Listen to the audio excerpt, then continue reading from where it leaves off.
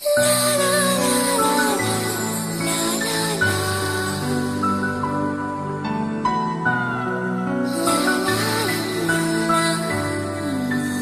lavitra teto fotoana sy abaka isika hijery ny anjara toerana misy any Chine eto amin'izao tontolo izao ankehitriny. Ny fifandraisany, ny fiarah-miasa ary ny tanjona ara-toe-karena izay mamolavola ny fifandraisany amin'ny kontinanta afrikana fa indrindra eto Madagasikara.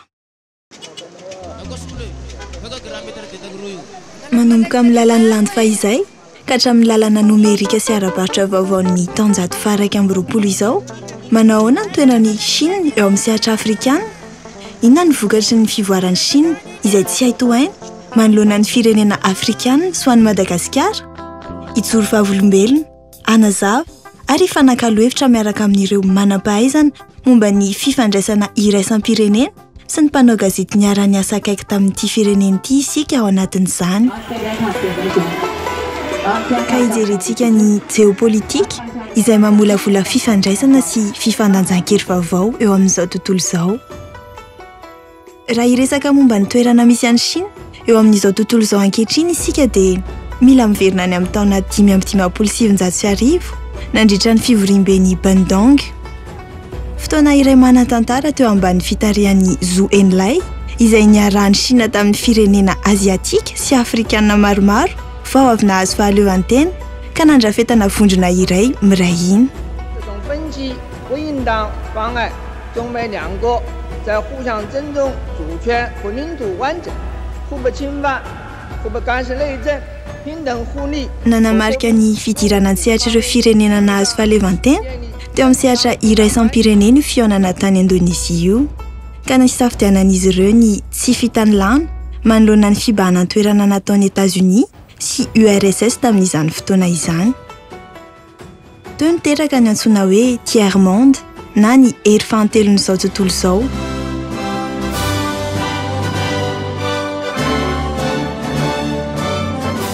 Tsika nge tena raha tena marina tena Bandung ianao dia iny le hoe firenena manino zany tsy mendany atsana mendany ireo non aligné reny zavatra reny. Na ny Amerikana zany manomboka matahotra mahita ny fandrosony Chine ary indrindra amin'ny hoe fivelarany manerana indrindra ty Afrika. Ary solonga raha maka ty Afrika tsy manana toe-tsaina mpanjanaka ohatrany ataon'ny Europeaniny. Zany nge tokony ho fantatra tantara mipetraka zany tsy azo laviny na aninona ny inona tsy fitiavana sinoa ohatra fotsiny hoe ny zareo hoe communiste jereo ny fandrosoany jereo ny fifampifehezana misy any aminy jereo tsara mifampifehezana amina tapitrisana nge vahoaka sinoa fa ahoana ny fifehezana any manahoana ny fanajana lalàna manahoana ny fiarahamonina manahoana inona ny tadiavinao tsy fandriam-pahalemana, filaminana, fandrotsona, fahatsara-piainana, indrindra ho an'ny daholo be fa tsy hoe mitondra fotsiny mahita tombontsoa dia ny rehetrarehetra ao anatin'ny fahasahiranana. Kina ny maharatsy an'izany. Tamin'io toe-tsaina tsy miandany io no nanombohan'ny Chine ny fifandraisany tamin'ny Afrika.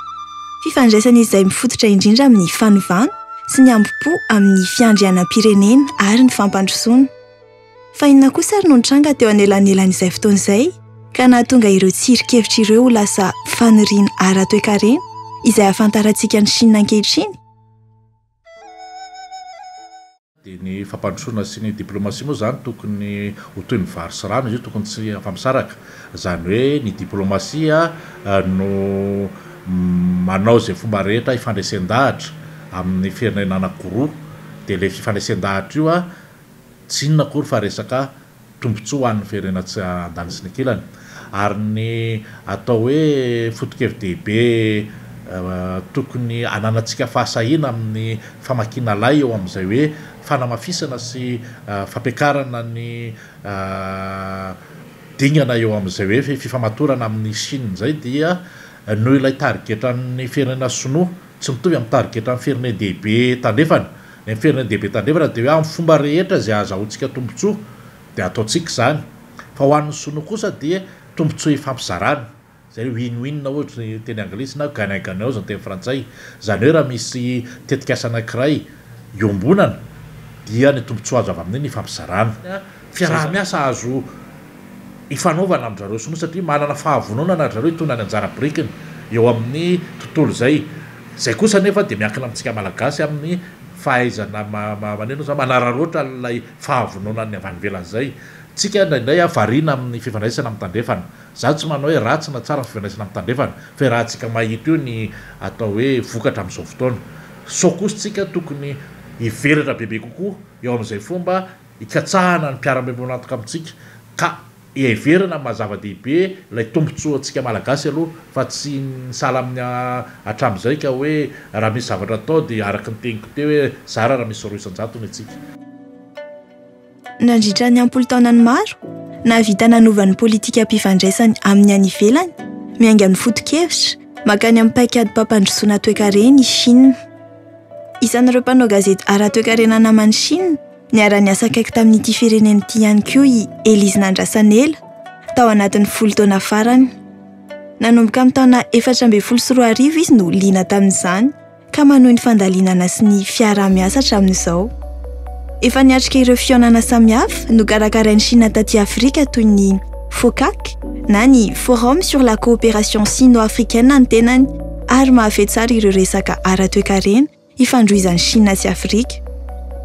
Ho azy, nisy akony lehibe taty Afrika nahafahan'ny Chine nanovan'io politika fifandraisana io, indrindra teo amin'ny fifanankalozana ara-barotra nanomboka tamin'ny faraparan'ny taona 1970 tany. Raha toa ka fanohanana ara-kevitra tamin'ny hetsika fanafahana tamin'ny fanjanahana no nisy tany aloha. Chine aloha tena hoe araky ny lazaiko teo hoe tena tao anaty fotoana fohy izy dia nandingana lavitra be amin'ny lafin'ny fampandrosoana. Ny anjara toerana hoentiny tena hoe araka amin'ireo firenena vao misandratra izy zany. Ny atao hoe BRICS plus firenena vao misandratra izay niarana antra teny ihany satria raha ny tantaran'ny Afrika Atsimo zany niady mafy Afrika Atsimo tao anatin'ny atao hoe ivoany ao anatin'ny fangejanana azo azy. Tantaran'ny Inde zany izay hitantsika fa vahoaka indiana izay niady ihany koa ao anatin'ny andehanany amin'ny fampandrosoana. Tsy dia mifanalavitra amintsika ihany koa Brésil satria samy isan'ny firenena nitady an'izany hoe fampandrosoana zany daholo. I Chine daholo nefa niaraka tamin'ireo. Mpiara-miombonantoka lehibe ho an'ny Chine Afrika nanomboka teo, indrindra amin'ny famatsiana akora fototra ka io no nataony ho lalana ametrahana tsikelikely ny heriny teto amin'izao tontolo izao. Noho izany, ny hevitra fanovana izay nampiray an'i Chine sy Afrika teo aloha dia nandokatra lalana ao amin'ny vanim-potoanan'ny fiarah-miasa ara-toe-karena mifamatotra sy maro lafo kokoa, izay namolavola ny endriky ny tontolo ara-jeopolitika hitantsika ankehitriny. Ery iray tsy azo hidivirana intsony eto amin'ny kontinanta Afrika i Chine. Ankehitriny, izy dia heverina ho vahaolana hafa amin'ireo mpiara-miombonantoka nentim-paharazana eto Afrika, mampanantena fampandrosoana sy fahombiazana amin'ny alalan'ny fampiasam-bola goavana sy ny fisian'ny toe-karena mitombo. Manomboka amin'ny foto-drafitrasa ka hatramin'ny indostria fitrandrahana, Chine dia ao amin'ny toerana rehetra mitondra onjam-pahafahana ara-toe-karena miaraka aminy. Ny azy aloha dia efa misy planina matipaika mihitsy ka ny azy efa isa-taona ireny dia efa jeren'indray hoe ahoana ny jery-totika inona vita inona tsy vita. Ny antsika koa moa mba misy planina fa tsara jerena ihany hoe inona vita inona tsy vita fa maro be no vita. Ary Madagasikara anke dia anisan'ny voalohany foana manao signature an'ireo accord de coopération et développement amin'ny Sinoa na le ohatra zao la route de la soie zao one belt one road zany hoe ceinture et la route tsika nanao signature ireny. Ary tsy miady mihitsy fa tsara mifandraisantsika amin'ireo Sinoa. Rovina ozy ianao voalohany ge tsika somary vitsikely ihany ny olona dia telopolo tapitrisa anazy ray lavitrisa. Ny lalana vaovaon'ny landy tetikasa lehibe any Chine dia maneho tsara ireo lafiny roa ireo. Fomba iray ampiroboroboana ny varotra maneran-tany sy ny fampandrosoana ara-toe-karena izy io, nefa niteraka ahiahy ihany koa momba ny takalo ara-politika sy ny trosa mety obaben'ny firenena mandray anjara. Tato anatin'ny 10 na 20 taona farany, lasa tany mamokatra ho an'ny mpanjara sinoa eto Madagasikara. ao anatin'izay fiarah-miasa nyrotondo izay nanamafy ny asany eto amin'ny alalan'ny iraka-ara-pahasalamana ny firenena sinoa na ihany koa ny fandefasana manam-pahaizana ara-teknika izay nandalina misimisy kokoa momba ny loharano-karena arak'olona ary nametraka foto-drafitr'asa samihafa.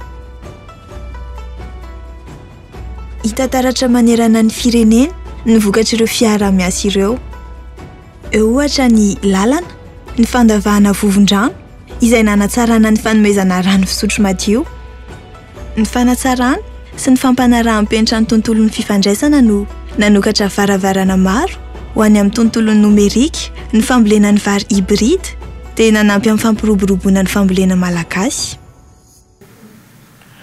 Tany amin'ny taona 7 tany nroso teo amin'ny antsoina hoe fanavaozana réforme ny filosino Deng Xiaoping dia nisy an'ireo ilay lalan-tsotra ny fiarahamonina sinoa izay nentin'ny révolution culturelle tamin'ny andro Mao Tse-tung nasiana fanavaozana sy fanitsina dia nroso tamin'izay izy fanokafana ny toe-karena ohatra fandraisana ny mpampiasa vola eo amin'ny lafin'ny fanarahana ary ny fampandraisana anjara ihany koa ny any amin'ny tontolony ambanivohitra dia nisy fivoarana ngeza be tamin'izany fotoana izany dia efa fantatra zareo tsara ary efa voarafitra tsara hoe afaka 7 taona eo dia tompon'ny larina voalohany eo amin'ny toe-karena maneran-tany sinoa amintsika miteny zao amin'ny taona raha marina amin'izao tsika miteny zao fa izy no première puissance mondiale fa zareo moa tsy tia loatra amin'seo dia mametraka any amin'ny taona 520 any